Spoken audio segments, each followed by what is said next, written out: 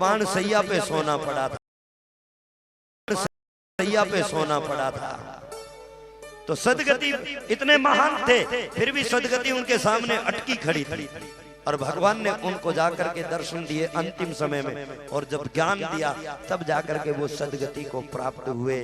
भला आदमी भी अगर गलत बात में आकर के गलत का साथ दे करके अगर युद्ध शुरू कर देता है और वो उसी गलत को ही पाएगा, अधोगति को पाएगा। ऐसे झगड़े नहीं करने भाई कभी किसी से, बोला हम तो धर्म के लिए लड़ रहे हैं, कहीं लड़ने शुरू हो जाते हैं। महाराज जी ने तो कहा था ये नहीं, जो सत्य पथ का असली रास्ता, और कभी लड़ने की बात हमें हमारे गुरु भगवान ने नहीं बताई, पर वहां युद्ध में जरूरी था। सैनिक को देश के लिए लड़ना जरूरी है। वो कहे कि मेरे को कोई उपदेश देंगे तब लड़ूंगा, वहां उपदेश की जरूरत नहीं होती।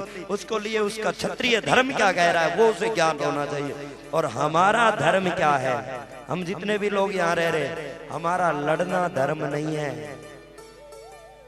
अब आपको कोई उत्साह कर दे लड़ने के लिए, मगर आप मत लड़ना कभी, क्योंकि आपको अहिंसा से जीवन व्यतीत करना है। क्योंकि आप कौन हो? अब यहाँ आप वैश्य हो, क्षत्रिय नहीं हो, चाहे भले ने क्षत्रिय कुल में जन्म लिए हो, पर आपका कर्तव्य है दूसरों का पालन पोषण करना, ना किसी से लड़ना नहीं है।